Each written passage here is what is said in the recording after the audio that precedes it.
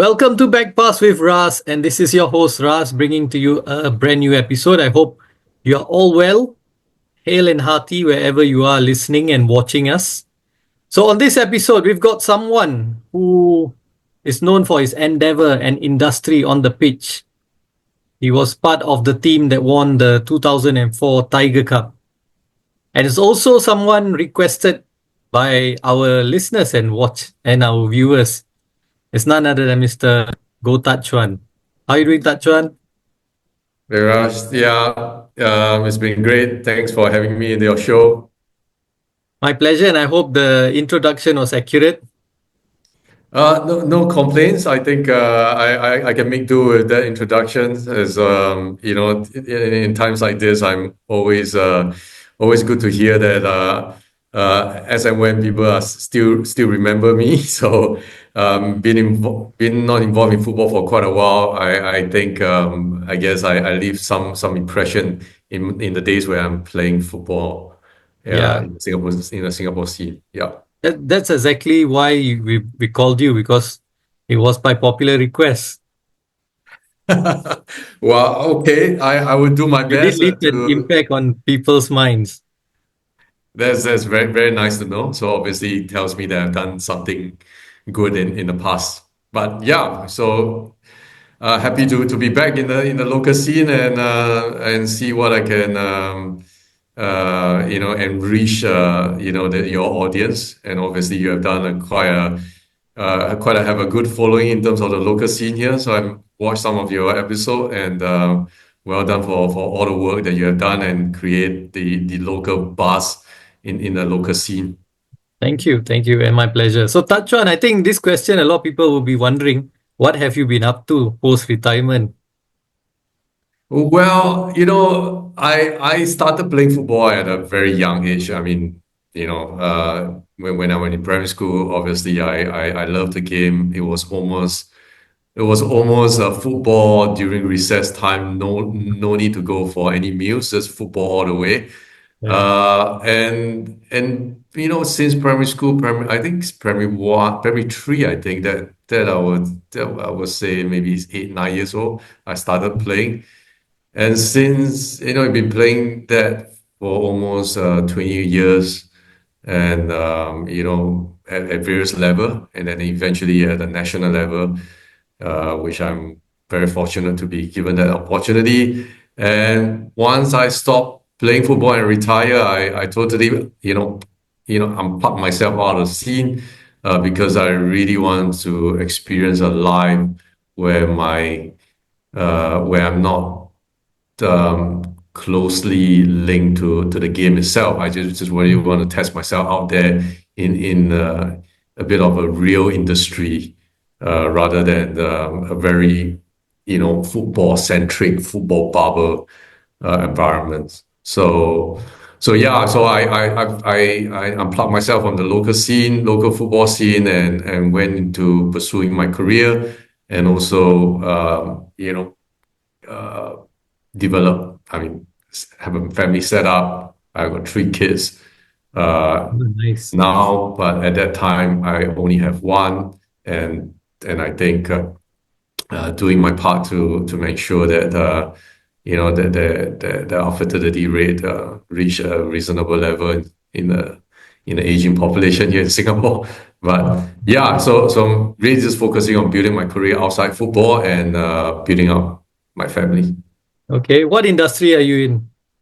I'm in the industry of the sustainability, right? I've always been advocates for alternative fuels. In the early days when I was in Sembcorp, I was very involved in pushing natural gas as an alternative fuel at that time, compared to diesel and a bit of coal there, and really just looking at alternative solutions. So natural gas at that time was considered clean, but in today's context, it has moved on to more and more renewables in the solar and wind, and now hydrogen, ammonia, in that space. So I'm still in this in the space of sustainability. I'm the head of Asia Pacific business development for a company called Atos Fuels.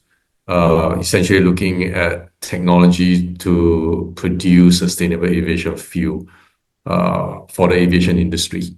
All right, that's nice. That's fantastic. Whatever you're doing there, wish you all the best there. How the kids? How old are the kids now? I have three kids. My oldest one is 18 this year. Oh, She's doing a big IB exam towards the end of this year. My son is 15, and then I have a youngest daughter, 12 this year. So they are all doing great in respective fields. Like all all Singaporean teenagers. kids, their milestone years, and Yeah. they will go through what they need to do to really have to enjoy the vigor of the education system here, but at the same time pursuing their dreams, their likings.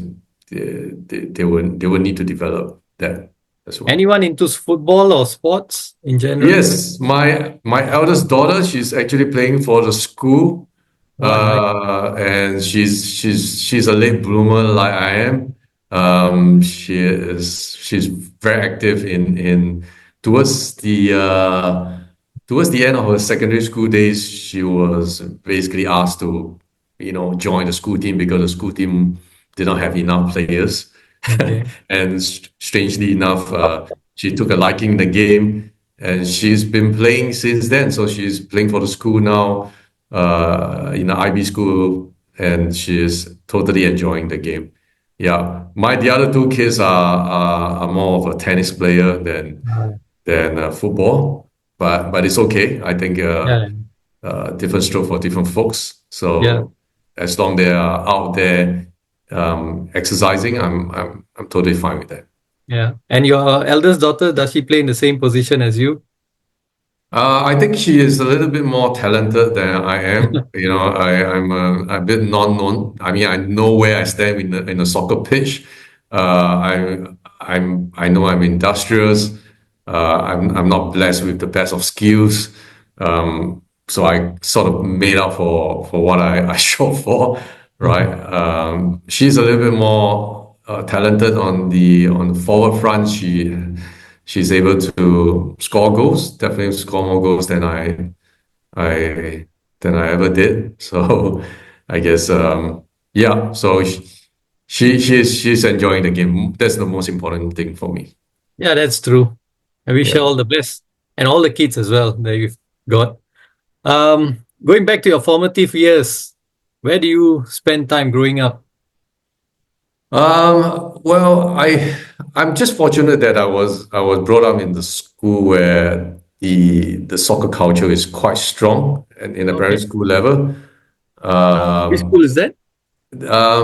St. Michael's Ah, Primary okay. School, but is now known as SGI Junior, right? Okay. And I feel that school has really given me the opportunity to be exposed to sports of all fronts. So I was representing the schools in badminton, track and field, cross country, and football as well.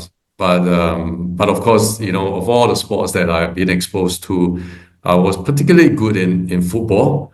Mm, I'm doing not too bad in the badminton front, but football was really the sports that I enjoy thoroughly, and I think the sports that has a good balance of you know having good stamina and endurance as build up as well. all Yeah. right.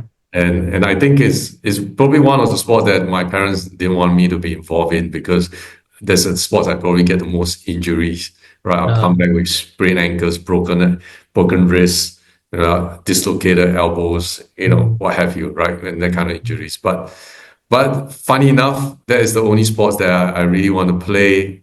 And it's a really quick setup, right? All you need is a ball and a field, and you have yeah. like, You half the can use school two on haversacks the as a full pitch. goalpost, yeah, Yeah. back in those days. Yes. Yeah.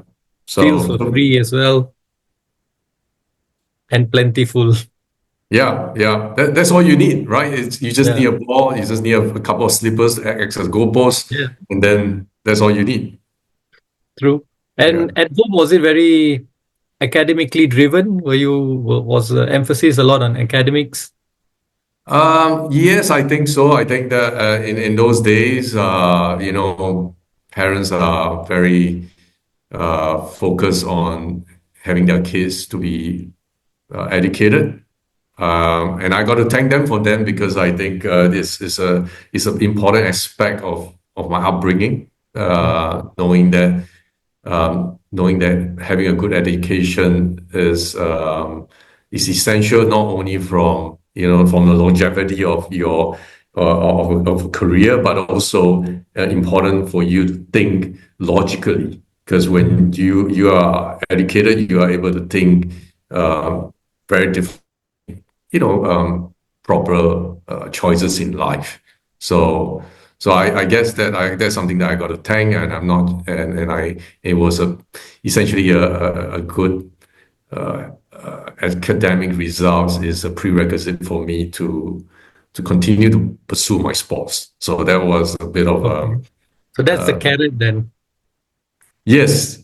So not so much on sticks in there, but carrots for me to continue to do what I love most, and is to play the game at the Mm. highest possible level. Okay. Yeah. You represented your school in the secondary school as well, secondary school level. Yes, secondary school, no doubt. But it was the early years. The later years, I got a bit distracted by alternative sports like skateboarding. I was Oh, quite big on that's that. that's Uh, interesting. Okay. but I got eventually. You go through a phase, right, where Uh-huh. want to try different sports. I think skateboarding was really fun. I like that alternative, element where it gives you the freedom to express yourself very differently, Mm. right? But I think when I go to JC, it was very clear football is going to be my game, and it's partly because the Singapore team was doing um, very pretty well during the Malaysia Cup days, Yeah. right? And since then, I'm really hooked on to Lions, week in, week out, playing the Malaysia Cups. I even still remember Singapore being relegated to Division Two in the Malaysia Ah, Cup. okay. Yeah, for 1 year, and then That's a it took, forgotten memory for many people. yeah, I think that was people tend to remember the good times, but Yeah. I find that that time, it was a very down moment in the Singapore football history. But I mean the fact that we bounced back the following year, Mm. that shows that really rekindle Interest. the spirit of the comeback kid, and I really like that kind of story, Mm. and I guess that's sort of has that profounding impact for most footballers, right? To come back from the dead and become champions again. So fascinating, yeah. Okay. Going back again to your childhood, where do you spend your time in your childhood at which area in Singapore? Yeah, funny enough, I grew up in Balestier area, so I thought Ah, Balestier will be my football club, and yeah. I can still remember going, and at that time when I was a small kid, I couldn't, and my parents don't allow me to go and watch or play football. I have to stand across the overhead bridge in PIE and watch into,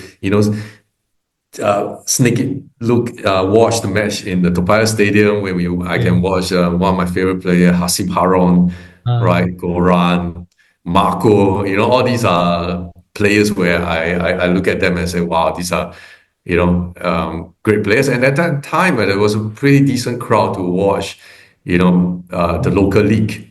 Yeah, mm. so I was, but funny enough, I've never played for Balestier Khalsa. I think Tava till today still talk to me about it and say, "Oh, you grew up in Balestier, you never played for Balestier." That's, yeah. Looking at your career, your footballing career, your clubs are mostly situated in the north. So I thought maybe you were a north boy.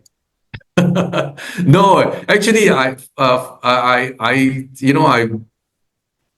tend to play for the clubs that are not the top clubs, right? Yeah. Maybe because I'm just not good enough, right? I'm just I feel that if I play for a lesser club, I have a more opportunity on the pitch, Mm, and I think my so-called football career started off when I sort of went for a trial on a posting in newspaper that Gibraltar Crescent was looking for an under 19 team.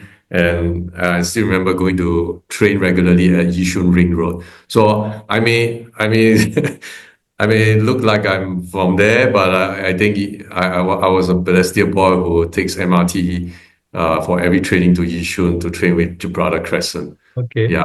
And So who inspired you towards the liking towards football? Was it just through playing with friends, or was there a figure in your life no, not really. I think it was seems to me it's a very logical sport. organically happen? Yeah, I think it just happened by chance, and I just happened to be very good at it. Or Mm, that's what I thought at that time at primary school level, until I got higher up and realized, wow, there's a lot more out there yeah. that I need to, that the competition is really tough, you Mm, know, in a much higher level. Yeah, so it's really by chance that I picked it up. It's not by any sort of influence or my parents are not really sporty guys, and yeah, I just fortunate that I'm in a school where sports is heavily encouraged, and I think still today the primary school that I used to go to, SGI Junior, is still very focused on a very well-rounded curriculum, including sports as one of the key elements. okay. And any early memories of watching football on TV?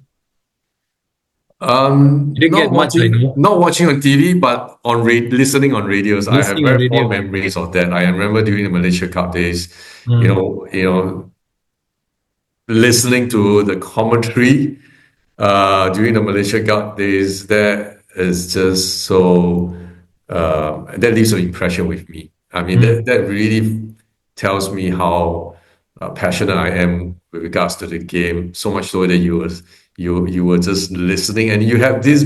When you listen, you have this visual right in right. your mind of how Yeah. the game was played, and it Yeah. very much depending on what the commentator said.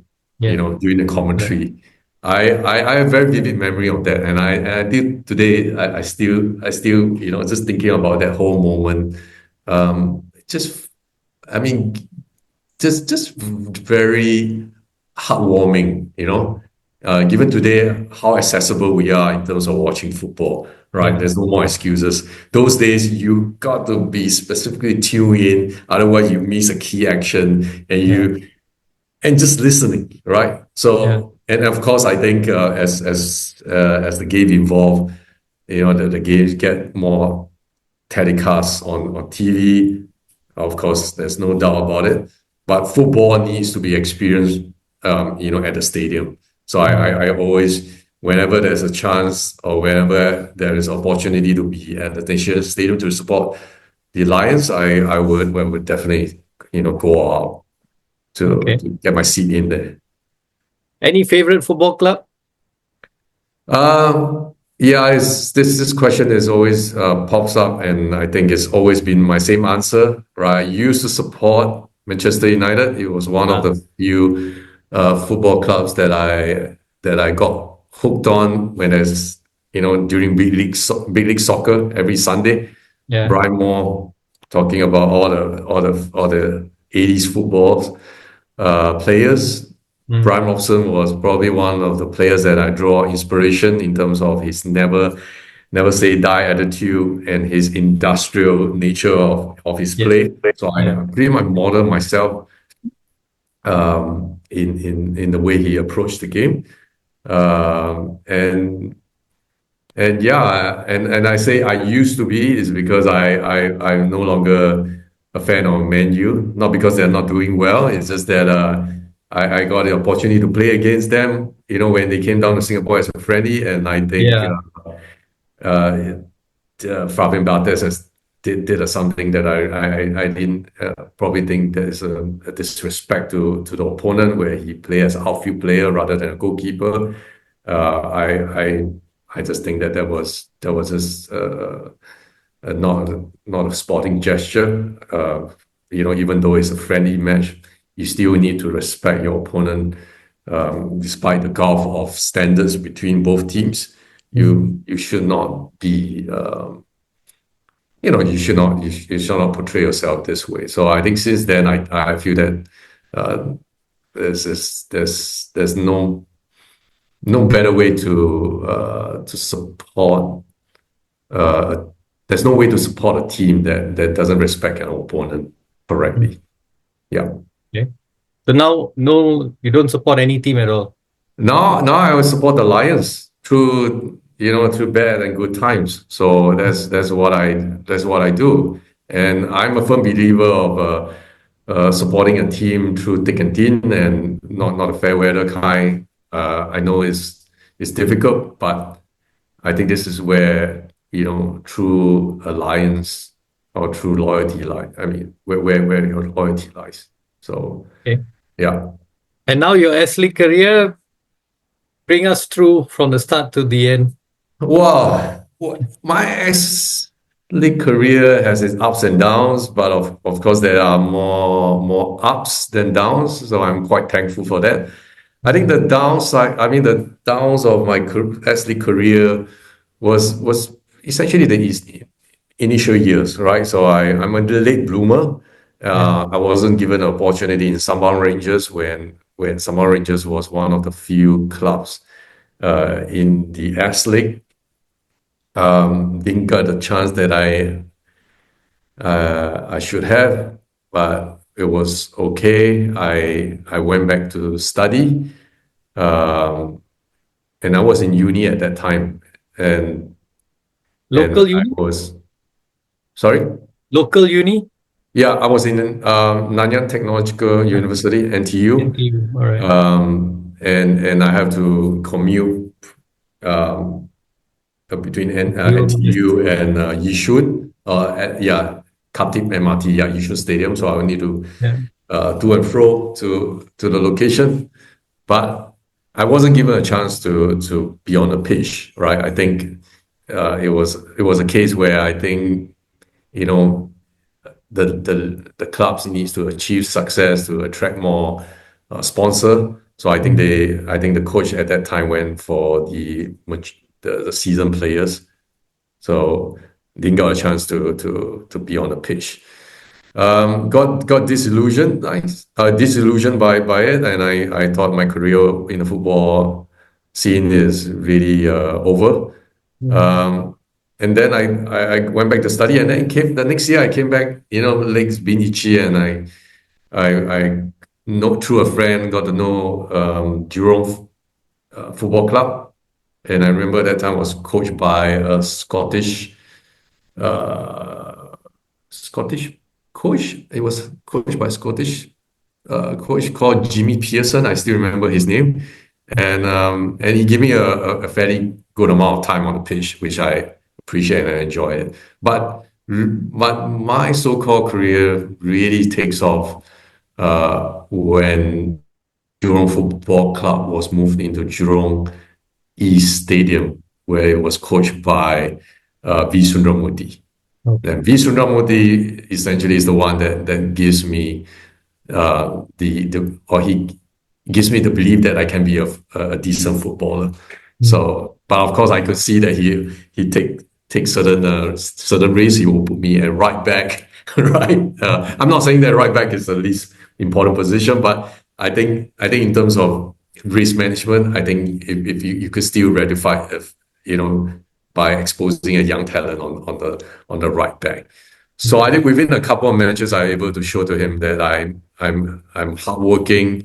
I have certain experience clock under my belt, and I think I think a couple of matches later, he moved me into a central mid. I think that gives me the confidence that I'm able to a bit more involved in the game in the middle of the park. So so ever since then, I really, you know, accelerate my learning curve, getting more experience, and one thing led to another. I got a call up for national team, and that's where I like, wow, this is getting a bit too serious for my Yes. liking, right? But obviously, everyone wants to represent the country, but you never thought that okay, you play. In fact, the first season when you play a lot, you get called up for national team. So I was pleasantly surprised, but I just know that I will have to, seize this moment and try to work as hard as possible to try to push myself, you know, Further. beyond my comfort zone. Yeah. So yeah, my national team career got took off when I was in Jurong Football Yeah. Club under Sundramoorthy. Yeah. And then you moved to Woodlands. Yes, then I got approached and I went to Woodlands, um, and then I sort of end off my career in Woodlands. Any nearly moments in your career that maybe you felt in any of these clubs, either you could have got a bit closer to winning a trophy for one of these clubs, or maybe even being approached by one of the bigger teams in the league? I think the closest team that I feel that has a potential is really Woodlands Wellington.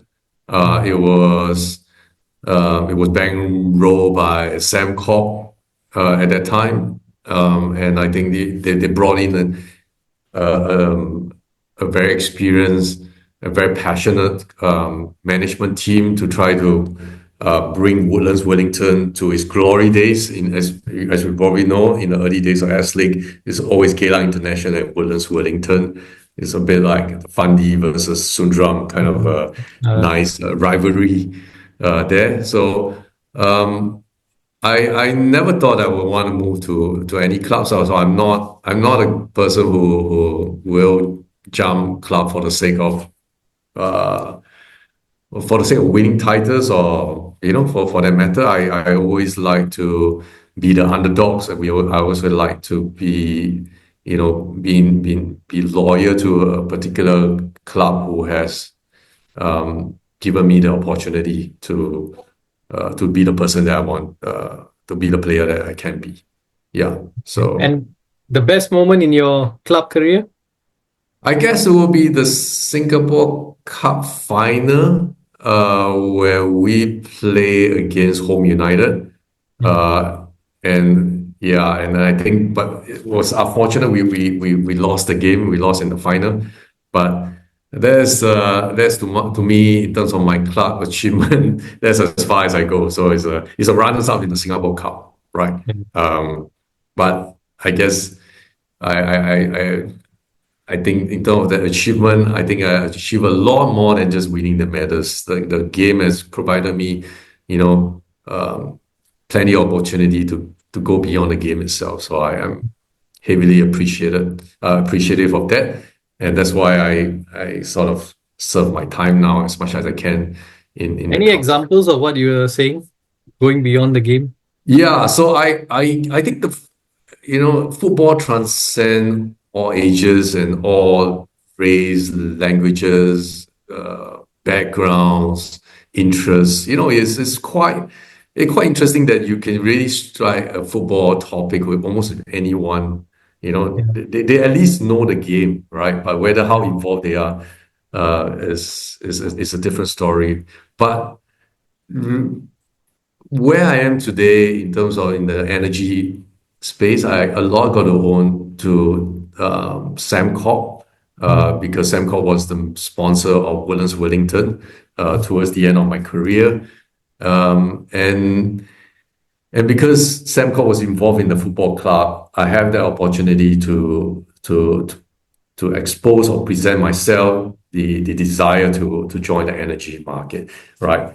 Because the energy market is, especially in those days, is not an easy market to penetrate unless you have the relevant experience and the relevant degree. I do have a mechanical engineering degree from NTU. Is relevant, but you need that opportunity, the door opener, right? Ah, And I think football provides me uh, with the opportunity to open that door. And I ever since then I sort of seized that moment and built my career mm, outside football, mm, through football, right? And a career that is non-football related.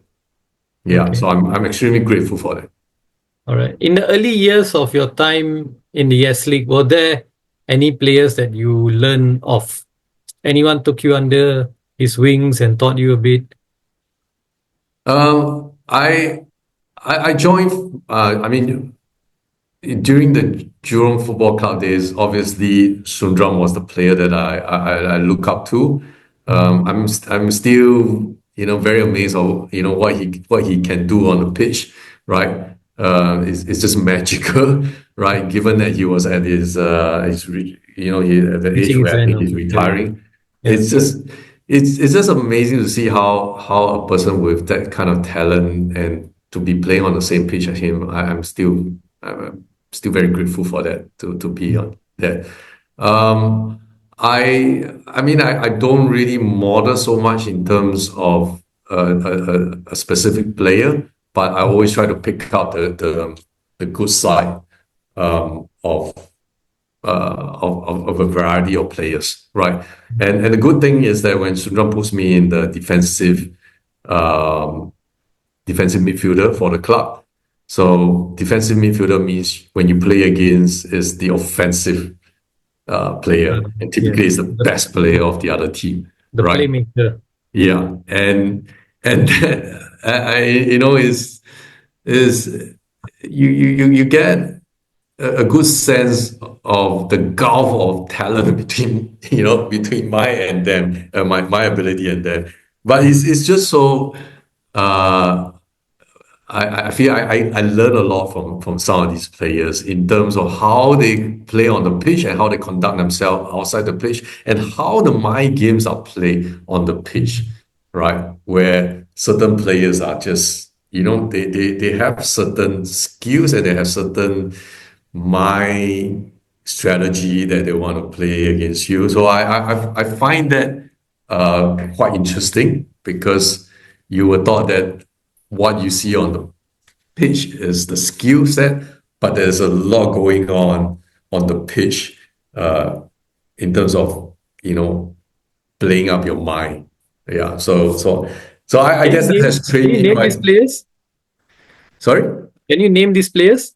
Yeah, I think some of the players like Paris from Home United. I think he's extremely talented, fantastic player, but I mean, he tends to fire you up and he try to antagonize you, just to Verbally, get yourself distracted. Yeah. verbally, right? Yeah, verbally in a way, but of course you got to be strong enough to stand against that. Mm, Then that was quite interesting. And then I think Surachai, the Thai player, yeah. very polite, very soft, very nice guy. But it has a different element to it because they're so nice and so friendly that you don't really want to Hurt hurt them them. in a way, right? You feel you feel that, oh, I'm sorry that but football is a tough game in the middle of the park, so he plays a different game on the pitch. So you kind of sense that football is not just, yeah, it's about moving the ball, it's about strategy, but a lot of strategic mind playing on Mm. the pitch happens. That And is. that's fascinating because from your perspective, you see what's happening there. The mind games. You mentioned about the mind games, the mental aspect of it. When we are watching on TV or even in the stadiums, we don't notice what's happening there. You kind of know that the players are talking to each other or against each other. Saying things to each other. But these are aspects that people watching on they don't catch that. Yeah, totally. So I think, watching the game, you look at it from a strategic perspective and then the play itself. But I think a lot goes in the game where I think that there's a lot of value to know what is being conversed on the pitch, Mm, right? If you can, right? I mean, I think Singapore crowd or the stadium is not built in a way where it's so noisy, you can't hear each other. Okay, so the conversation is actually quite interesting. Sometimes you say things so that your opponent can hear it, right? mm, But yeah. it's actually has different meanings to it. But of course, I think this is the game is not it's not seen the way it is on TV, right? I think the interesting part is actually the conversation that happens on the pitch that is actually more interesting. I do not know. Maybe next time every footballer has a mic, and then Oh, you yeah. can really hear that. I think that will give a different football experience for for the one who watched the game on TV, right? Rather than going to the stadium. It will certainly not be family friendly, though. That's I, for I sure. I really doubt so. I really doubt so. But there's a funny side to it. So I think it'll be quite fun. Okay. You Yeah. mentioned about your receiving your first call up for the Singapore national team. You remember where you were when you got that call up? Yes, I remember. Well, I actually remember the coaches who called me up. Right, Okay. the year I think I don't remember the year anymore, but I think it's 2001, I believe. Uh, I don't always look back in history in terms of year. It tells me how old I am, but I feel that I always remember the coach who calls me up. I remember it was Ian Poulsen who Okay. called me up, and I think he gave me my first debut. And it's against New Zealand, and we beat New Zealand 3-0. And those were the Oh, days where we were able to. I'm not sure whether I think New Zealand football team today has improved a lot. yes. Those days, yeah, we whacked them 3-0 at Bishan Stadium. So I remember very vividly of that match where I made my debut. Debut. Nice. And then in 2004, we all know you won the AFF Cup, AFF Championship, as it was known, or Tiger Cup, actually, to be specific. So in our previous episode, we spoke to your midfield partner, Azrin Jailani. Now he's speaking to you. Let's talk about that partnership first of all. How's that partnership like, and how was it formed? Yeah, Hashmin I would say, is a very similar player with me, just that he has a lot more skills than I am, right? I'm just a guy who has no skill, just runs a lot, right? But he's actually extremely skillful. But his game has is complements my game of play, right? So typically, if I do not know what to do, I pass to Has, right? So Hasri will know what to spread the ball, and I essentially just try to win the ball back, right? Hasri is also very good at winning the ball, but I think I win the ball more than he does. But his ability to spread the ball left wing, right wing is really incredible. Um, the partnership with him, because we never played alongside in a club level because we had never been in the same club until I remember there was until later on where we joined I think Woodlands, is it? when we were in Woodlands, Yeah. right, where he joined Woodlands, and that's where we worked very closely together. But prior to that, before the national team, we weren't. I don't think we were in the same side, so it's always against each other. And he been a very similar position as me. We hardly had a face-to-face encounter on the pitch, Mm. right? But I guess at that time, Reddy was the coach, and I think he's able to sort of piece and put people in the right position to a winning strategy.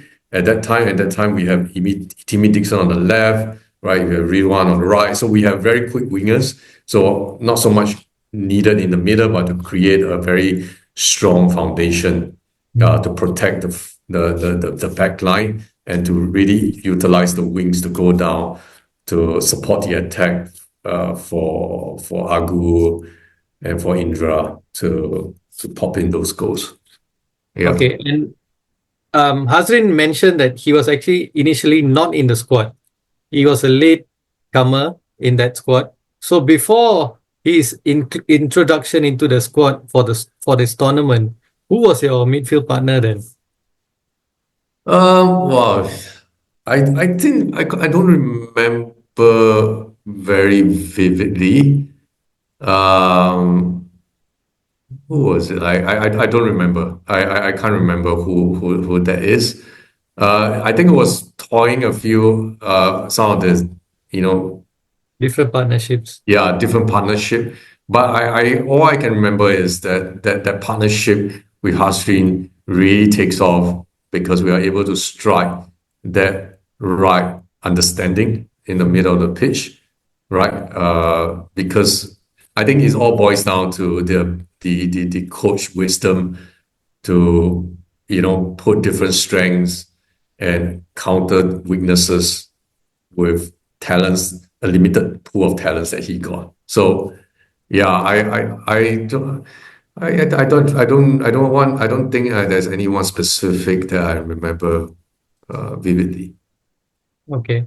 Yeah. And this partnership, did it extend off the pitch as well? Were you like became good friends of it?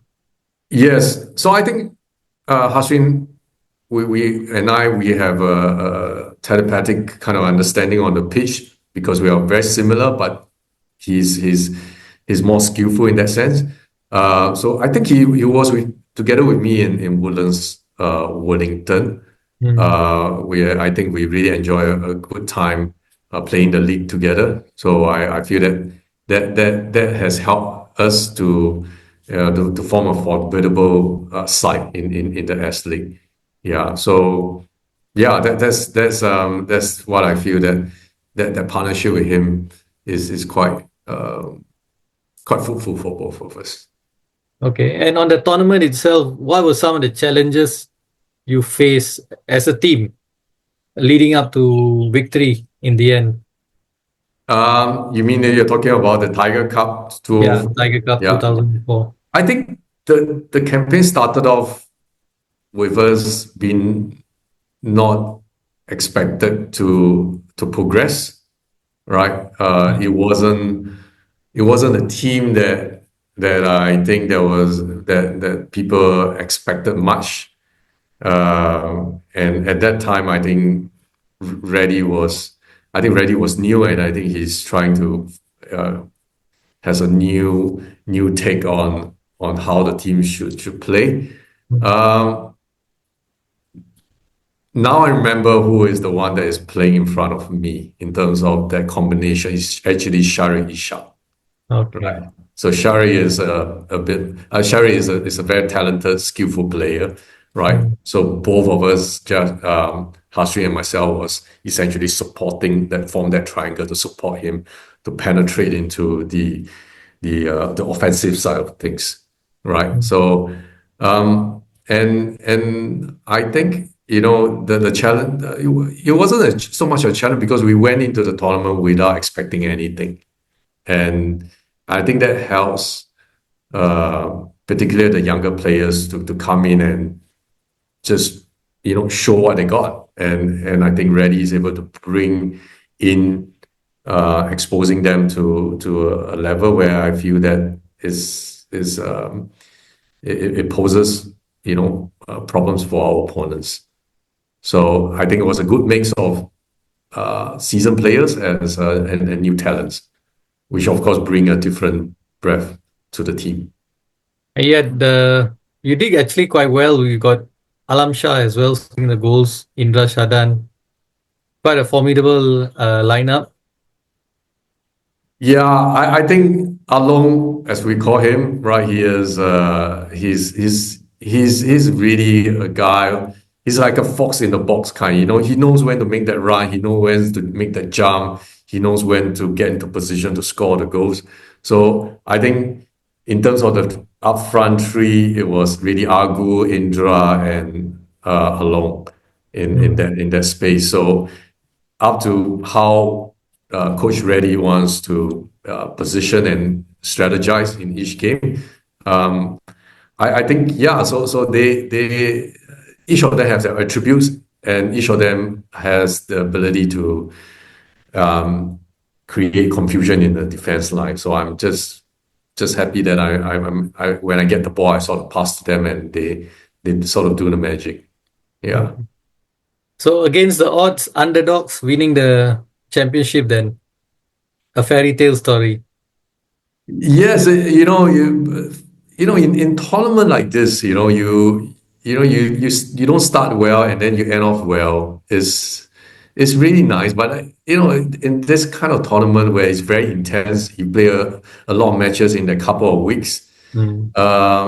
and it's also about having some depth in the team as well. So I guess as the tournament progress, we get more confident and we realize that we are able to clock in some excellent results. So one thing led to another, and I think the team peaked at the right time. So I think by semifinals, I think we there's this silent belief in the team that we might just win this since 1998, right? I Yeah, think. 98. Yeah, that was the Yeah, previous. yeah. 1998 was the first time we Yeah. won, and then 2004, Oh, yes. right? So, Yeah. so we there was this belief as we progress that hey, we might just win this. Mm. So it was a nice, but no one was talking about it, right? Because maybe all of them don't want to jinx it, Thanks, or it, yeah. or people just want just quietly confidence that we might just be able to do it, Mm. and it shows in the way we progresses, and then the fans turns up. That was without a doubt play an immense part in our journey. Playing Yeah. in the old national stadium as well. You Oh know what gosh. it was like during the Malaysia Cup days, and then now you are there playing the national stadium in a final. Must have been like a boyhood dream come true. Well, I mean, it is. I mean, just talking about it, I really feel a little bit uncomfortable here. I got goosebumps now. But yes, I think that old national stadium holds very close to my heart. Obviously, during the Malaysia Cup days, and now playing on the pitch against the semi-final against Myanmar. That was one of the incredible match, hell of a match that everyone experienced. Everything that you have possibly have in the drama in the football, you have it there: red cards, bottle throwing, wet pitch, passion, goals, comeback. Whatever you have to make a good movie out of football is all in that movie, Yeah. in that match In that against game, yeah, Myanmar. yeah. Yeah, so incredible. I still have fond memories of that. Uh, that's beautiful. Also, at that point of time, it was the start of when naturalized players were being brought into the Singapore national team. So, as local players, when these naturalized players came in, what's the reception like towards these players? Uh, so I think it was fairly new. I'm fairly new being a natural being a foreign player coming in as a local player. Yeah, Um, but it's not new to Singapore football, right? I mean, if you look at Malaysia Cup days, the national team is made out of some certain foreign players. We have Abasa, Alistair Edwards, we have Wing Ang in there, Zhang Jun, you know, yeah, and we treat them like our own. I mean, like they are our own kind. mm, Is because football when it's on the pitch is it takes a you know different light. You are in this together. So it doesn't matter whether you're foreigners or locals or not. But I feel that some of these foreign talent players really has the intention to integrate into the local environments. I think we have some of them. I think Daniel Bennett. I mean, he's.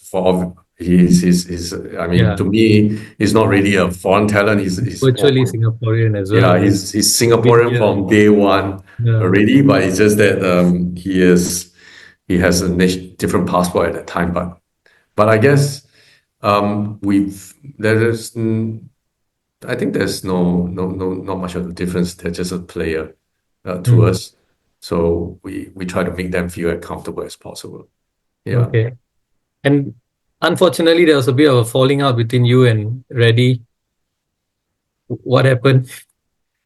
I'm not going to dwell too much into the incident per se. I think yes, unfortunately, things did happen, right? And the outcome of it resulted me ending my career, my so-called football career. But really, I think I got, I got everything, what I have today or what I become today, I have everything to thank to that particular episode because it clearly shows me how vulnerable a football career can be, right? Just based on an unfortunate situation, your career could take a different pathway altogether. So I got a sort of a reality check at that moment, Okay. um, and I got that episode to thank because where I am today, I'm grateful that that incident happened, and I feel that is probably a sign to look at things differently. Mm. So, yeah, things happen, but I guess I always want to look at the bright side of things. Without that happen, I'm not quite sure where I will be at today, right? Um, and football industry is a very small industry, and typically it doesn't have longevity in there, right? So I guess the sooner someone realize it is good that you kind of look at options out into the market.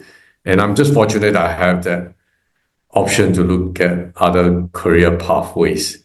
Yeah. And that's where I really have to thank my parents for being naggy about it and being persistent in having me Education. to have the education in place Yeah. because that education creates optionality for me. Mm. And today I'm extremely grateful for that. Okay. Yeah. Let's talk about players that you've played with. Who are some of the best players you played with in the S League and on the international stage? Well, I think international state. I think one of the best player I played with is of course Manchester United, right? I mean the friendly matches, but I don't play with them regularly, so that's okay. But I feel that some of the players, a variety of players that I take, you know, uh, values from because some Mm. of them are of different, not just on the skill side, but on the personality side as well as a person. A lot of different players. Of course, I think I wish that I could mention almost everybody, but one of the most inspiring for me is one my fellow teammates, Subramani, right? Okay. Yeah, Mm. so he's such a in terms of his personality is such a he's such a mild, but he's such a tough person on the pitch. You wouldn't by talking to him, you wouldn't know that he is such a toughie and no nonsense player. Mm. And he has that ability to calm you down on the pitch where you can be quite fired up. Mm. So I'm just amazed how he's able to control that temperament on the pitch.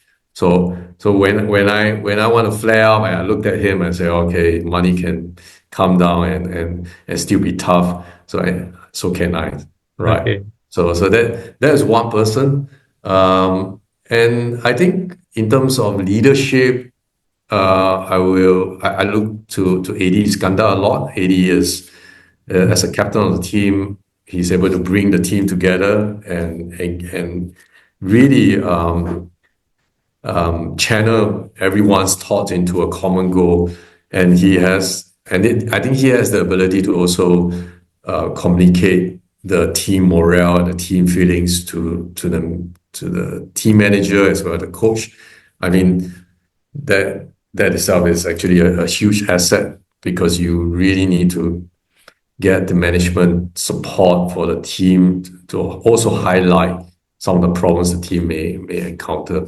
So I think his quiet nature, but at the same time influential role in the captain, many times it's not been the plate, but it's such a critical component of a successful winning team. So AD, I would say. And in terms of skill, anyone who's, skill on the pitch has astounded you or just blown you away? Besides Sundramoorthy with his trickery, back heels and all, I think no one really. I mean, of course, Fandi. I think once he gets the ball, he can't see the ball because he's managed to hide it in in that moment when you are trying to shadow against him.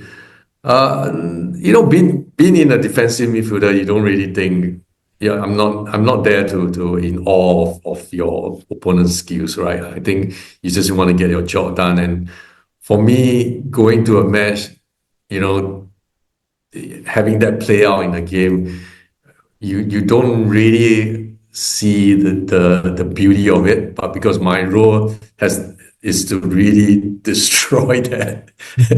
So Destroy the beauty. Yeah. yeah, in an ironic sense, yes, I think I destroy the beauty of the game, but I have a job to do, and I I never really think about who is good, but I do notice certain players make you feel different, Mm. right? I tend to remember that more than the actual skills itself.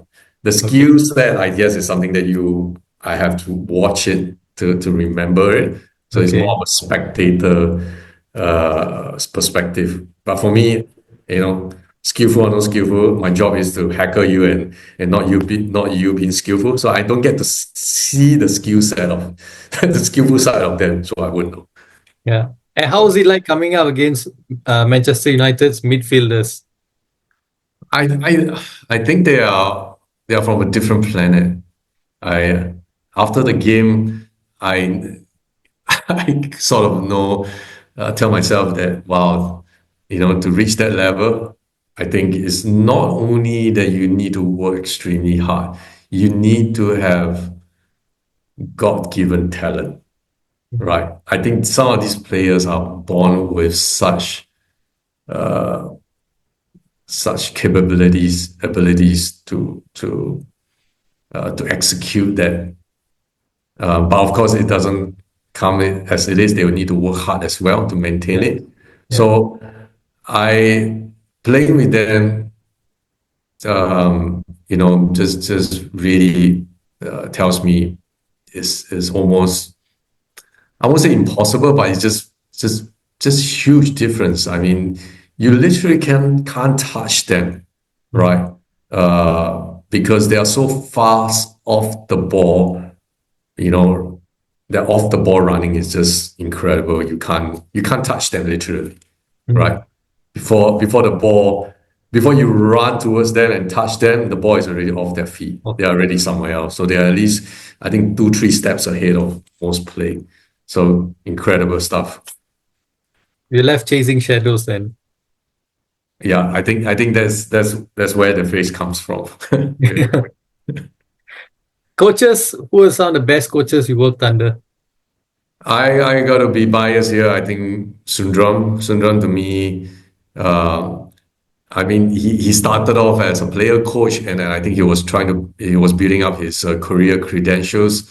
But the fact that he is able to, give an opportunity to me, but also to expose younger talents into the team, I think really shows the risk level that the coach can provide or change a player's future, right?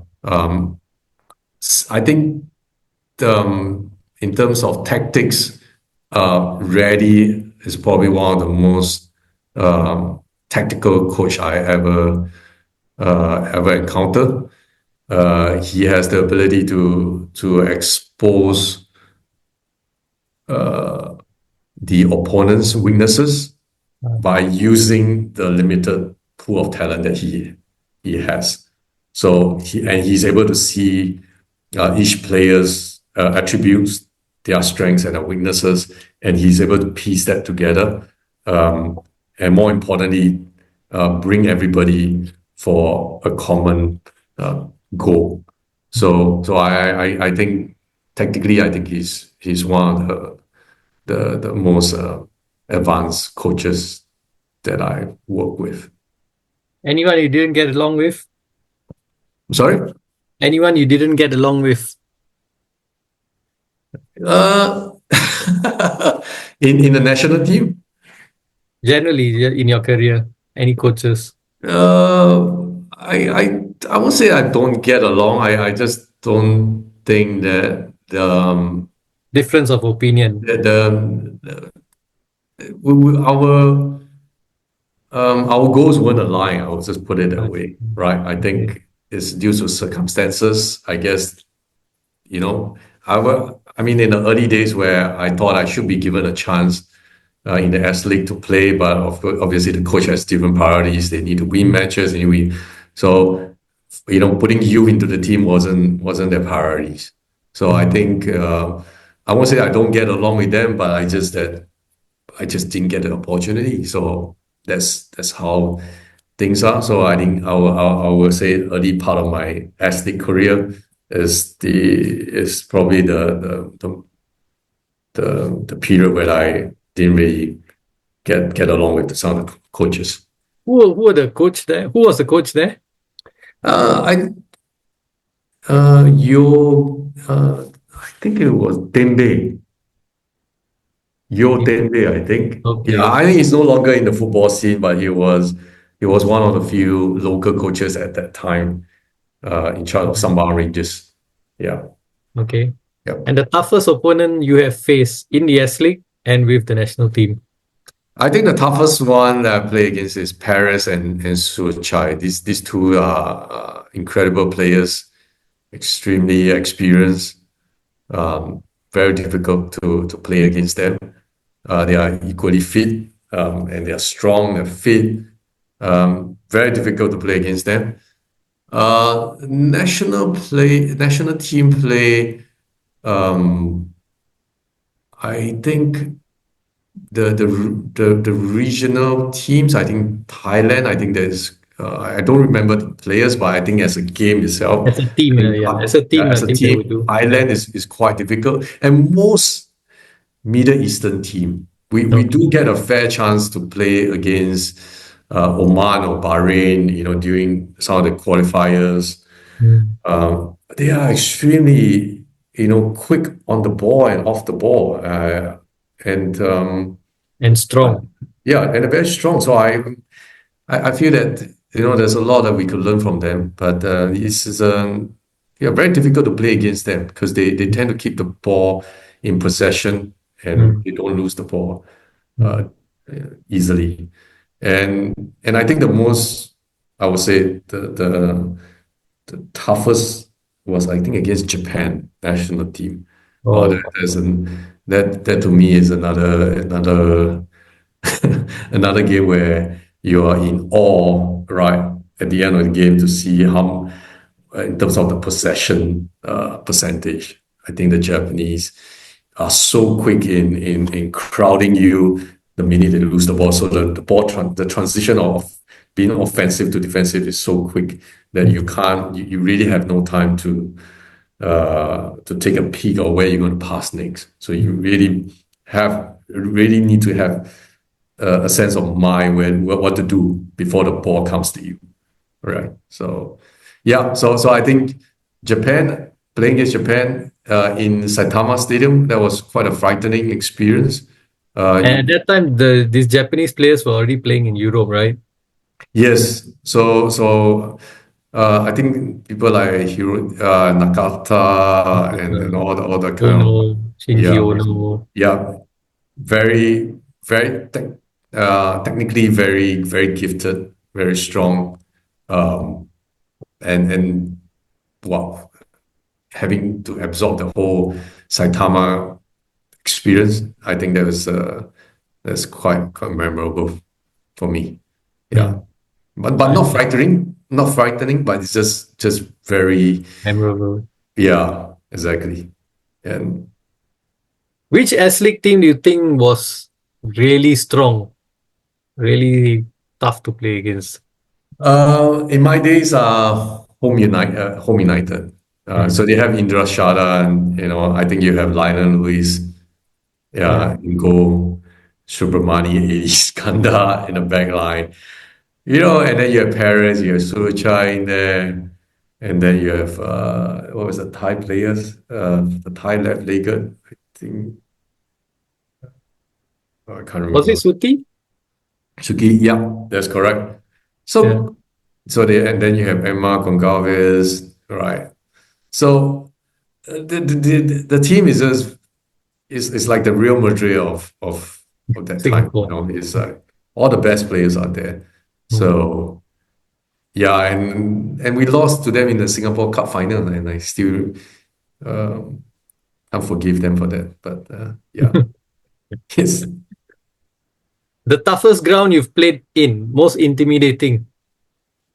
I got to say,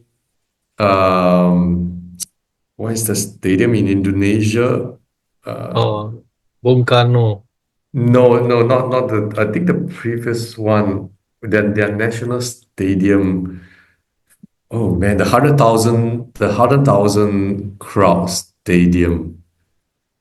Oh Okay. man, Let me just Google there. I forgot the name. It's in the middle of Jakarta, I think. We played them in the uh, Tiger Cup final. Uh, It should be Gelora Bung Karno Stadium.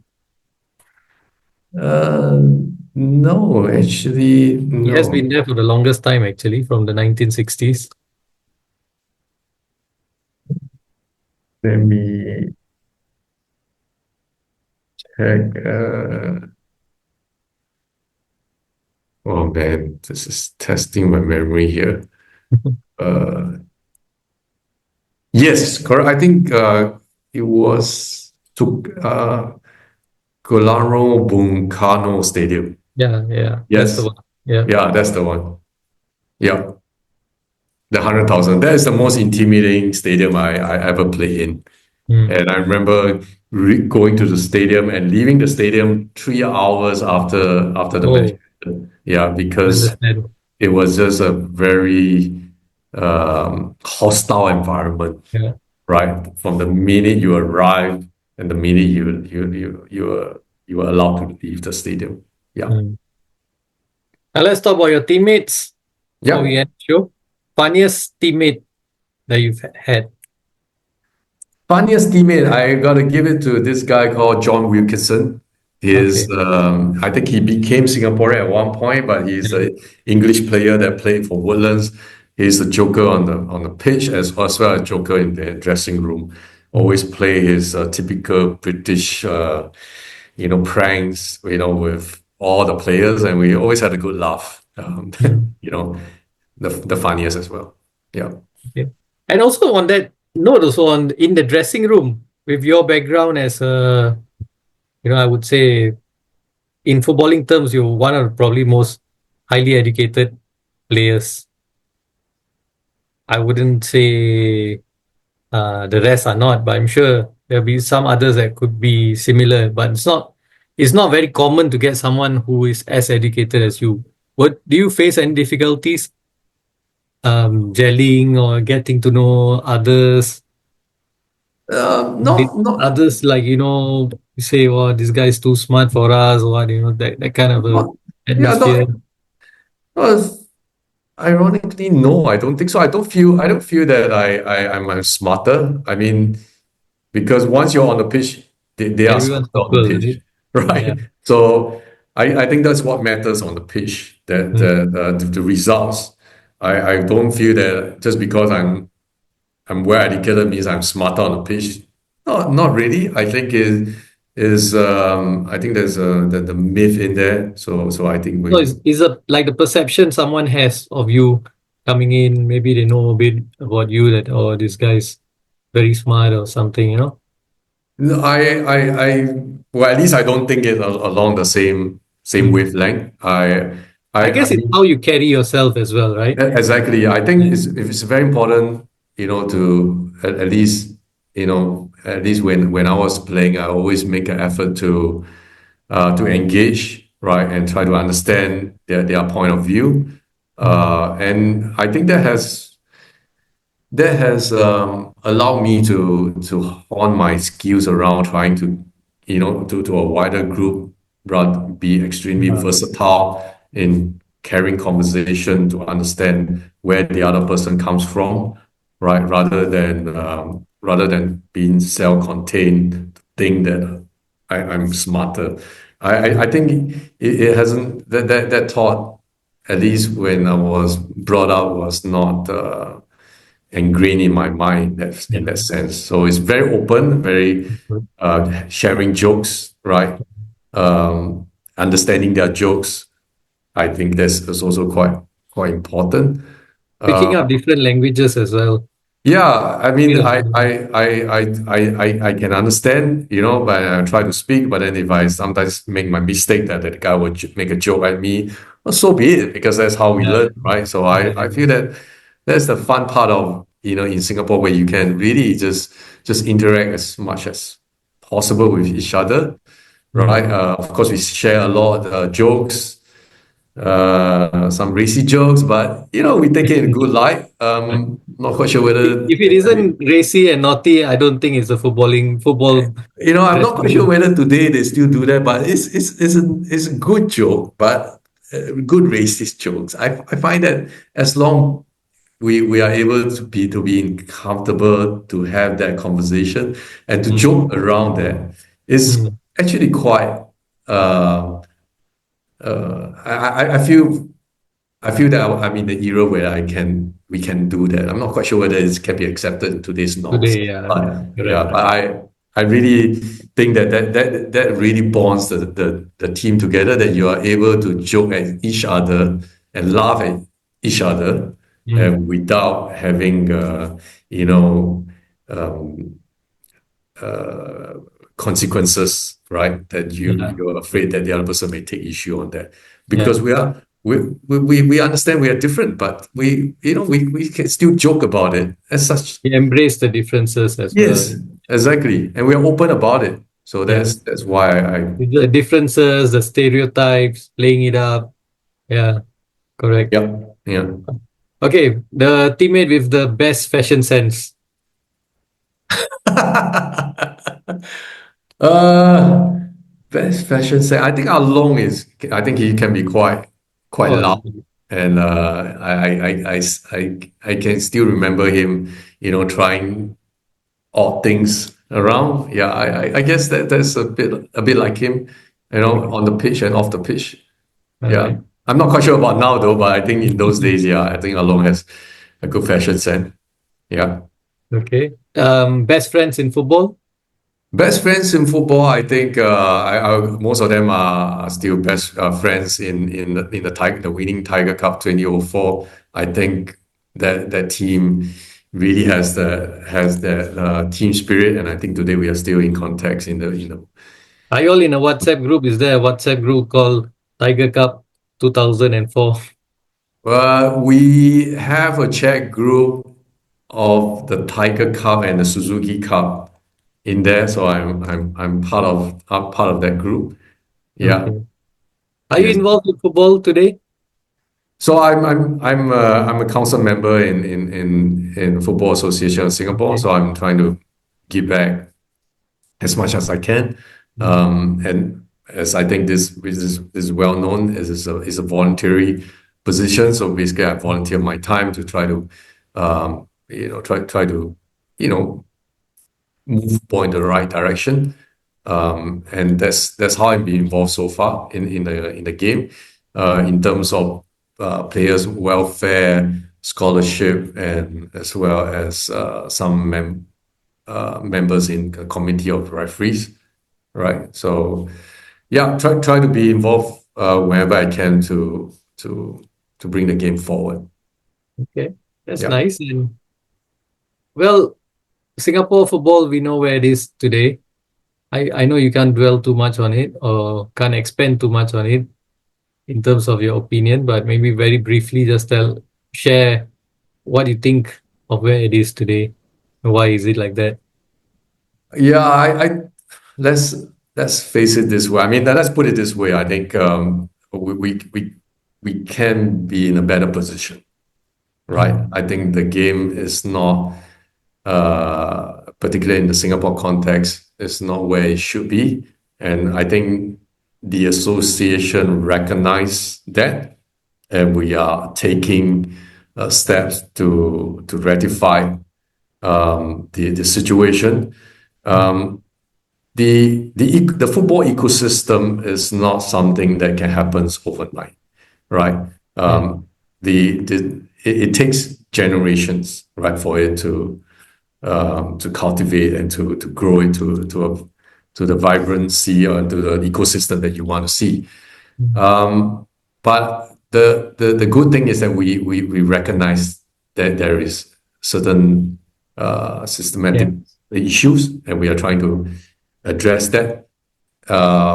And under the leadership of Bernard, I think we know where are the areas that we can focus, Mm, uh, and address that head on, right? And we realize that it's really a lack of pipelines of players coming in, right? mm, And I think what the association tried to do now is to get participation level up, right? Not only at the elite level, but also at the youth level, because I think one thing that stood out is that this team or this association has long-term perspective of the game. So they're planting the seed now, right? So hopefully that seed will flourish into something that we can be proud of, further down the road, where we will enjoy the fruits of our labors. okay. Yeah. This one came just to my mind, not related to my last question. Any player that is superstitious? Ballers tend to be superstitious. Superstitious. Mm, I I don't I don't remember any practices of any sort. Mm, I don't. I mean, me myself is not superstitious at all, so I don't tend to notice this. okay. Uh, yeah, sorry, I can't add No, any fun part to this. no Yeah. problem. So before we end, what would be your ideal 11 consisting of the teammates that you've played with? I think I've never, in terms of first 11, obviously we will look at it as who are the best players in that position. Yeah, correct. Uh, if I were to have a choice in there, then I won't be in that first 11 then. I mean, there's a lot more better players out there. But Mm-hmm. I would basically say is that, the team that we had uh, in 2004 has a very unique flavor to the team. There was a good mixture of foreign players. You have local players, you have seasoned players, you have youth players in there. I Mm, think that mixture was very exciting, because there was some diversity and also some good mix of mm, ideas in there. mm, And it's not easy to blend that all together, but mm, I guess a coach managed to do that.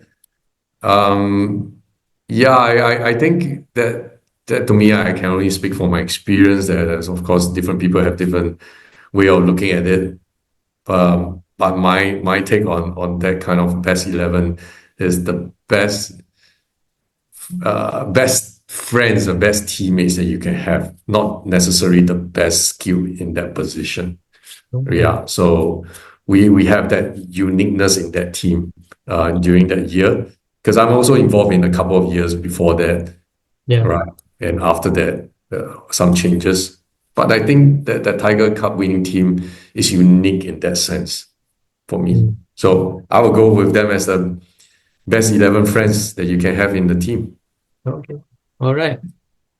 Does it ever irk you that people tend to remember the '94 Malaysia Cup team more than any of the teams that won the Tiger Cup? No, I think in fact I still remember the 1994 Malaysia Cup team, Mm. right? By heart? And I think credit and also credit should be given to the team that brought us so much joy, so much good feeling about football at that time. Mm. But I would like to, you know, take well, I'll say encouraged to step beyond that and recognize, the achievement that the team that follow after, for the kind of achievement that they've created. They also bring joy and also it's not easy. Um, Malaysia Cup days, I mean, given that kind of environment at that time, has there's no doubt, has a deep impression in most people's mind. And I'm totally fine with that. It's just that let's not forget what other people has also achieved as well. So yeah. All right. Thank you very much, Tat Chuan. You've been so kind with me to share all your memories and thoughts and with the time as well. And to be willing to be on the show. That is also very important to me. So thank you for spending and sharing your memories, walking down memory lane. Um, and I wish you all the best. Hopefully, we get to see each other in real life one day too.